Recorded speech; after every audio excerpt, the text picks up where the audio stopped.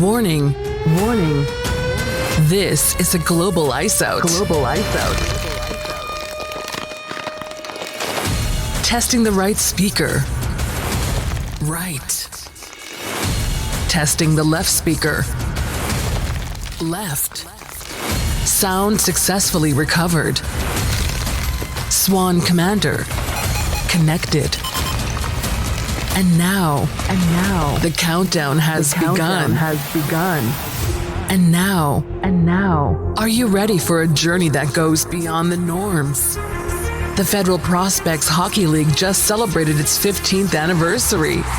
With a footprint and fan base rapidly expanding, Swan Hockey is now bringing you behind the scenes. Beyond what you see at games. Beyond the arenas. Beyond the crowds. This is FPHL, Beyond the Glass.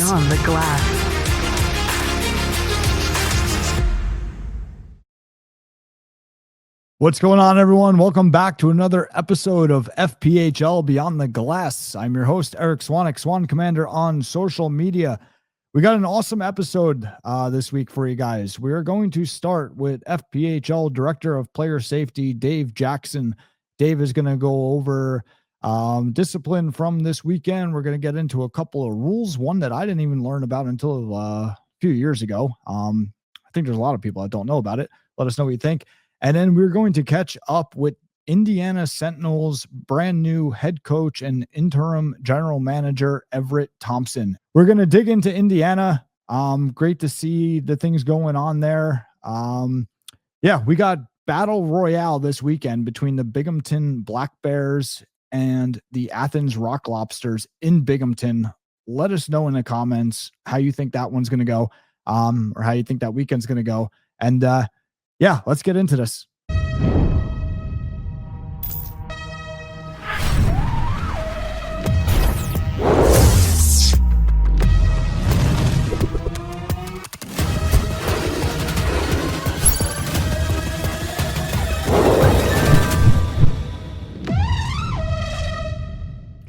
What's going on, Dave? How are you?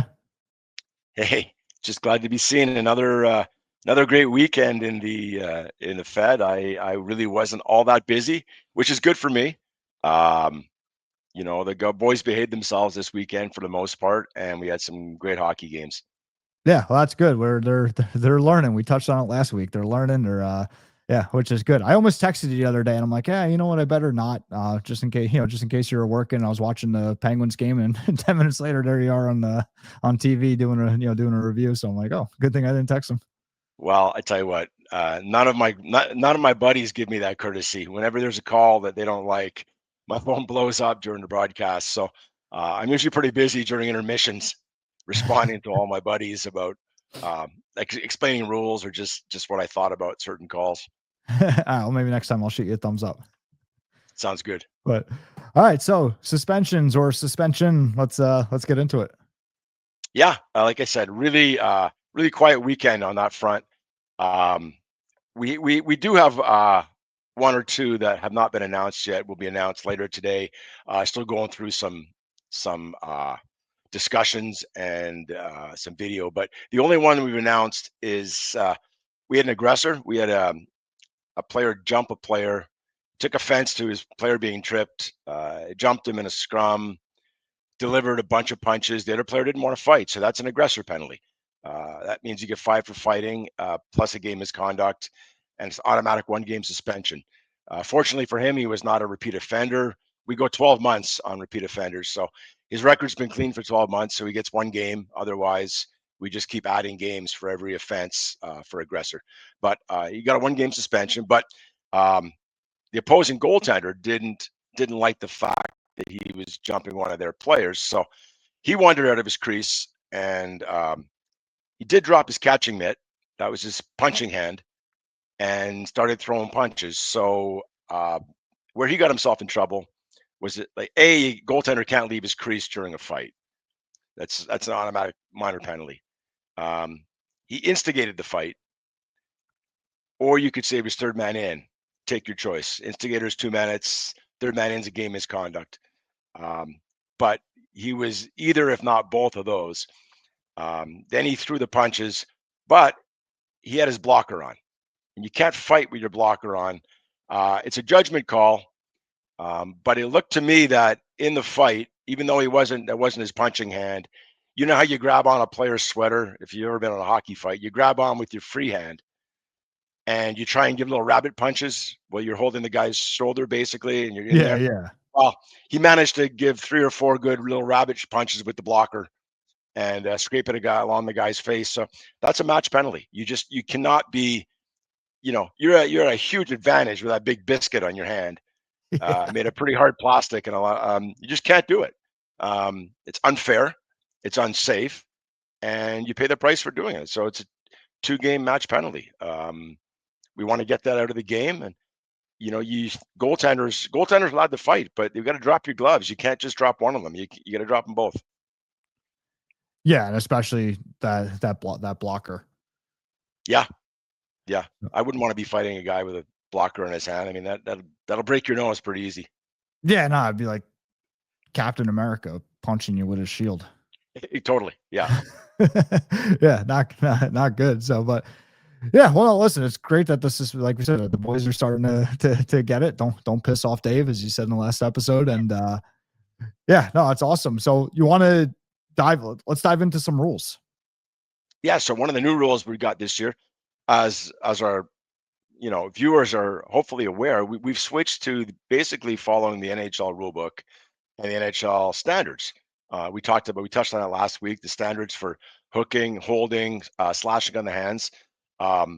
Another rule that was brought into the NHL 2 or 3 years ago was players sitting on the boards with their skates dangling over, waiting for their line change. Now, it's fine to jump up on the boards, you hang there for a split second, then you drop down on the ice. What was happening is we've been having guys that would, the guy they're replacing is 100 feet away still, and they're up on the boards, and the play's coming near them, plays along the boards, and they're still sitting there with their feet dangling on the boards. So we had an issue where linesman got tripped. Linesman went down, and he actually sliced his hand open. He missed a bunch of games because he sliced his hand open on the player sitting there with his skates dangling over the boards.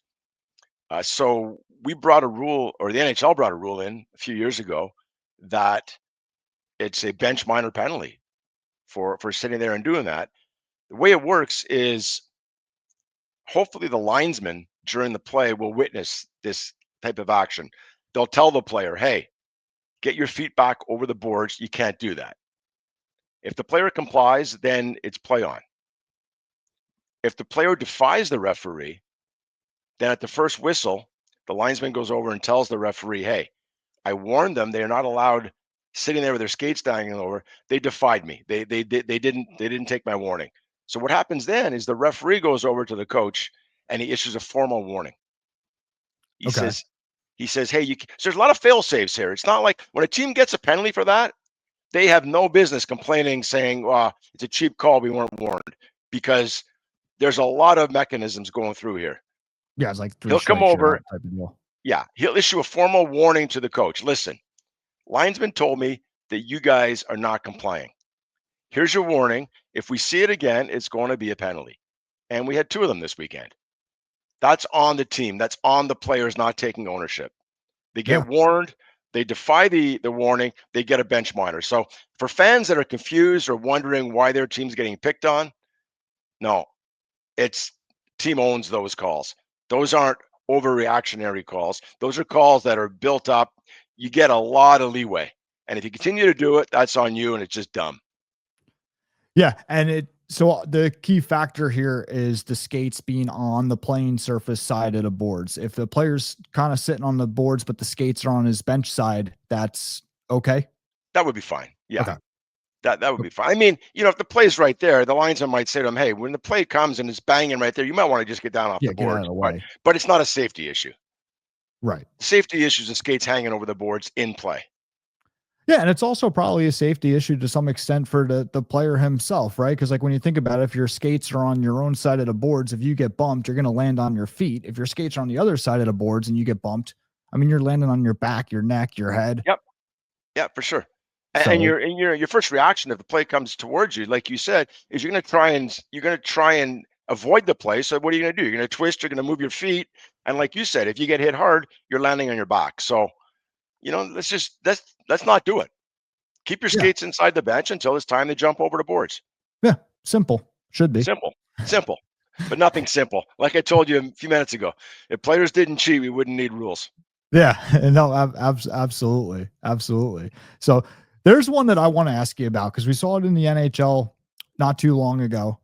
And it's something that I didn't even know myself until the Cup Finals back in the Tampa, Colorado series, is the goaltender losing a helmet, depending on the situation, play continues. Yeah. And I'm glad you learned from watching that series because I was the guy explaining that. That was ESPN had the finals. That was spring of 22, I believe, Colorado and Tampa.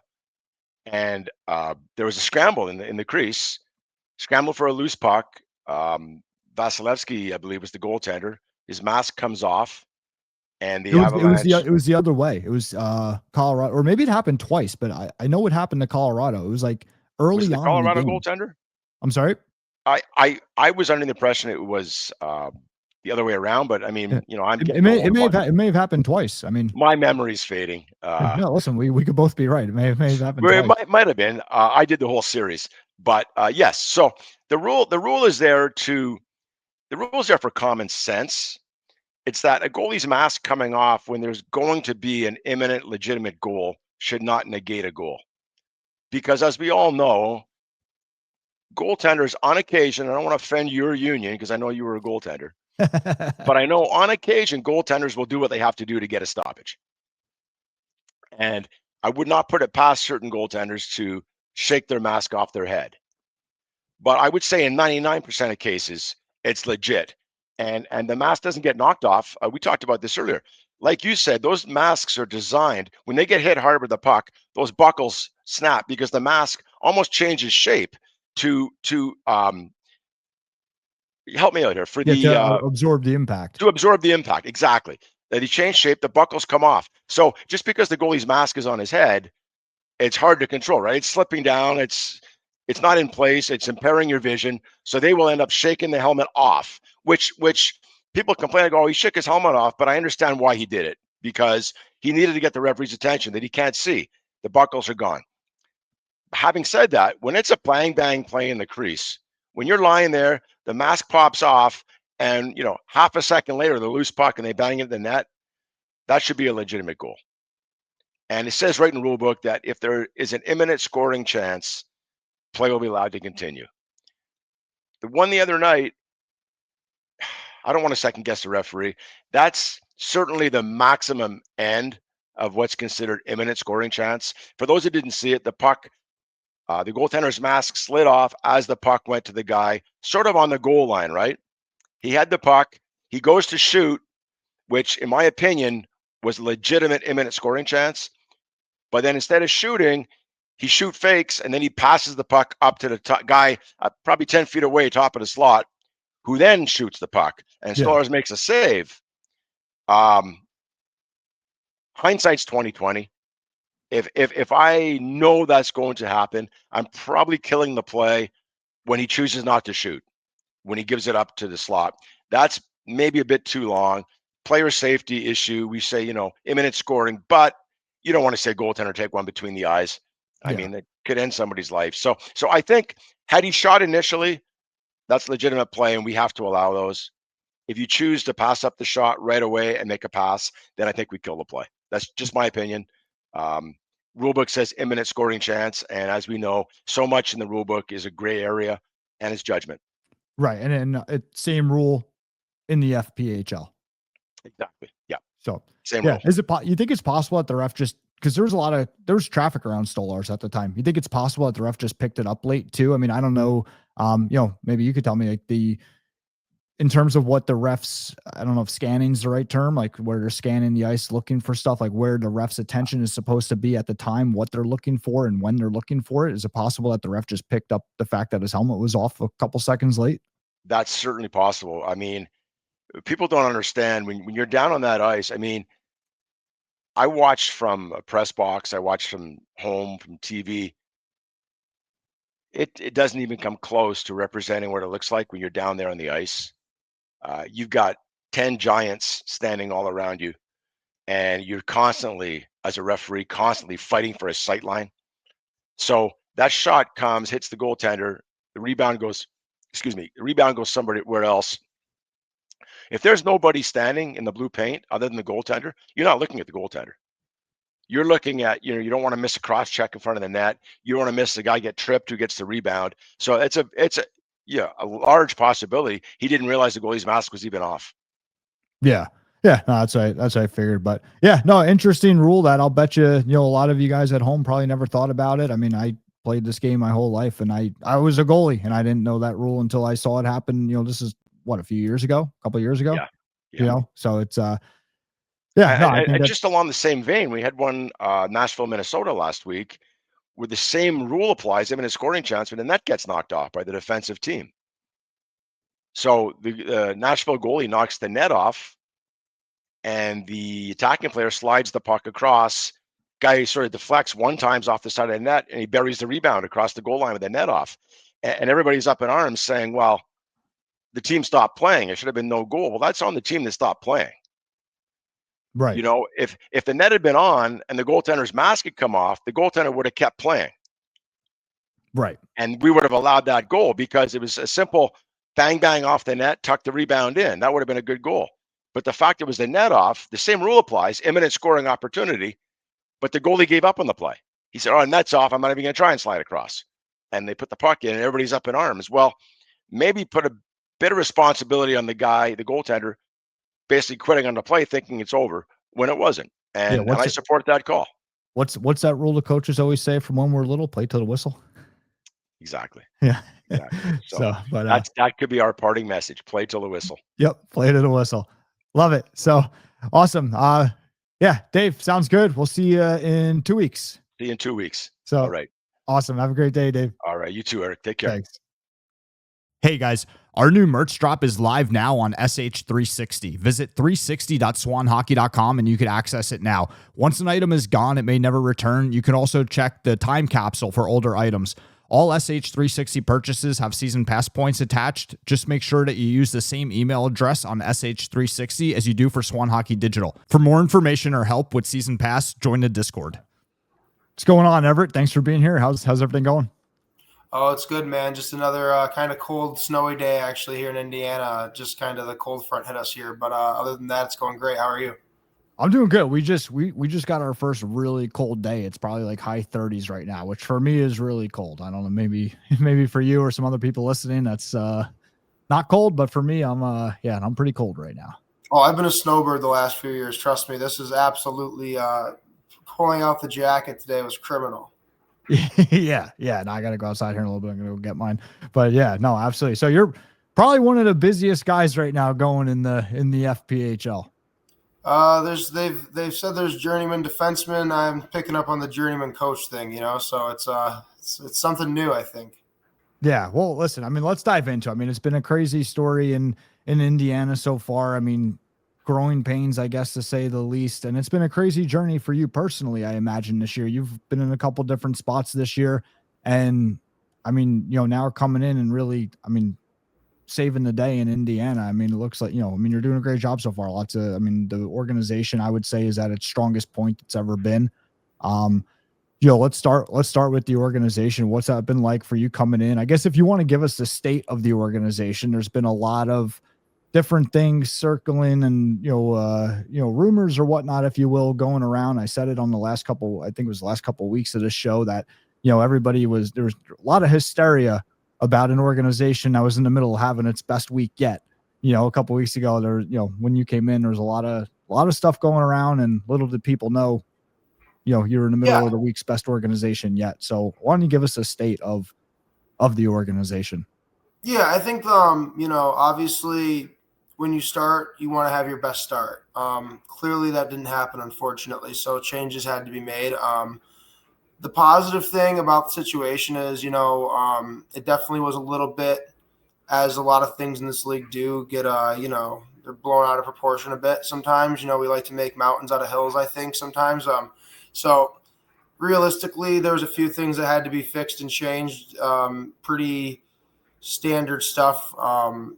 Just implementing some things not only in the front office but on the ice as well. On the ice, honestly, is probably everyone can see that it's pretty easy. But off the ice, just making sure things are secure, getting with the ownership group, and they're great guys. It's just like I said, some things just had to be tweaked a bit. But yeah, we're in a good state right now. We're selling advertisement for boards right now, so we're trying to fill up that, which will be great for everyone. Get the city, get some people involved in that route, and then also helps us do some more things as an organization as well. Yeah, for sure. Now you obviously have come in, you've made a good amount of changes pretty quickly, right? I mean, this has been a very impressive, turnaround so far, and obviously not done yet. But came right in, made some player adjustments. I'm assuming other adjustments in the front office and stuff like you're mentioning with advertising. You go on the road right away to peak, get a point out of the weekend, organization's first point. How was that for you, right? That's a very quick turnaround. Like when did you first get an idea that you were coming into Indiana, and how much did you have cocked and loaded? Because like I said, you made changes for the better quickly. Yeah, I think so I had a little birdie. I'm not going to mention names and specifics, but I had a couple people reach out right as some things fell through for me. Some people kind of reached out and were hinting at maybe there's an opportunity if you'd be willing. They kind of told me some of the situation. So I probably had 3 or 4 days to kind of gather some ideas on if I were to take it or if it were to be offered, how to kind of go about it. I think having the experience in Baton Rouge, kind of being in a similar situation, I won't say it was the same, obviously, totally different, just totally two different markets. One's a massive arena, big market. One's a smaller, new market, putting in their first ever professional sports franchise, right? Compared to a place that has, not maybe professional sports, but LSU is on brand with every professional sports team budget-wise in the country. So, I mean, this is a place that has a population that really does, for our footprint, make a lot of sense. There's just a lot of things that when you're looking at this type of location, you have to go and do it right. And it's a small town. You have to get into the town. You have to be in the community. And that's something we're going to be definitely working towards doing more of, So, and that's something I learned from being in Baton Rouge. A lot of the things we're implementing are things that I learned from the leader. All right, we're back. A little bit of technical difficulty there. We got Everett back. Everett, you were in the middle when we lost you.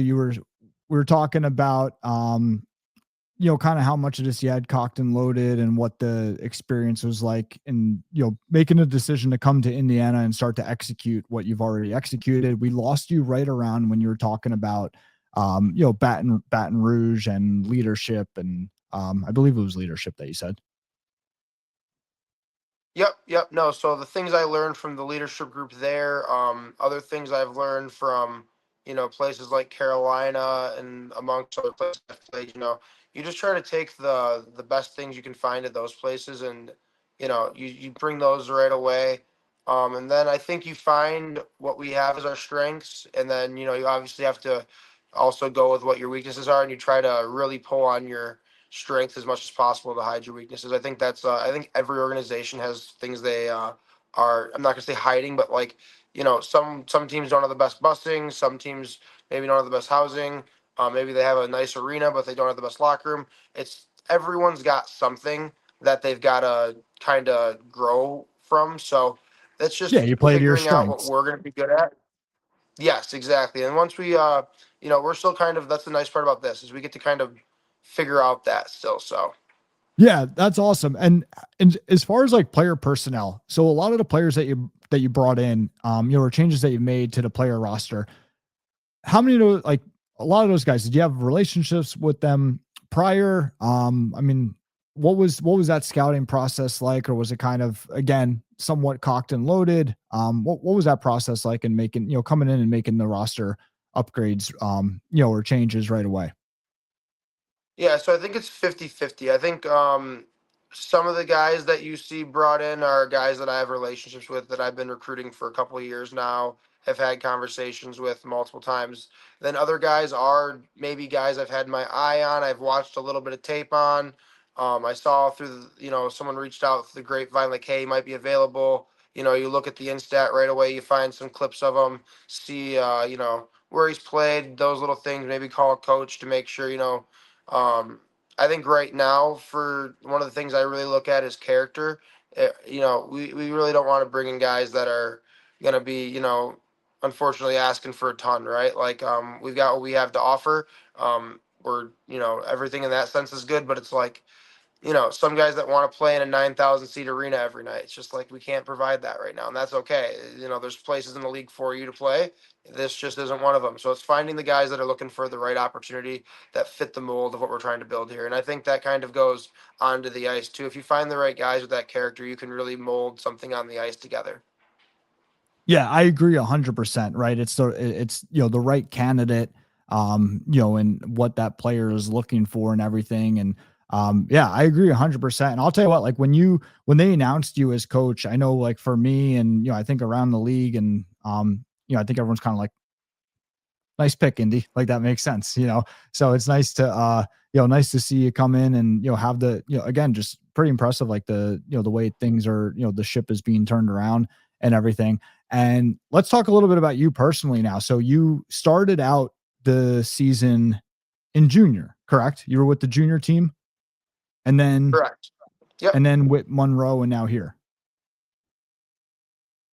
Correct. Yep. It's been a little bit of a journey, like we talked about earlier. Yeah, just a few things presented themselves, then didn't. So just one of those situations where you don't want to I don't want to get into it too much. Just Sure. some things happen. Nothing negative, really, to be honest with you. I can't say anything bad about anyone. The junior experience was really good. It was just one of those things where, well, being in that opportunity, I got another opportunity, and it's one of those things where when you're trying to do anything. I think if you're aspiring to go higher into higher leagues, you need to take opportunities when they present themselves sometimes, even if those are hard decisions to make, which it obviously was. And sometimes you're going to make a decision and it's not going to work out. And I think that's a part of life.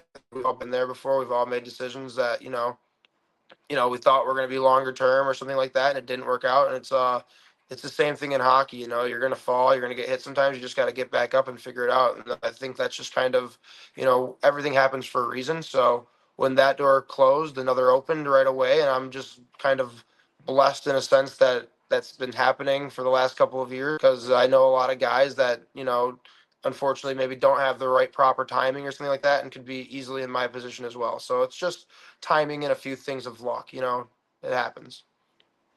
Yeah, absolutely. I mean, and yeah, I mean, what are some of the things that you're most looking forward to in Indiana now for the future, and with this kind of new direction, that you guys are going?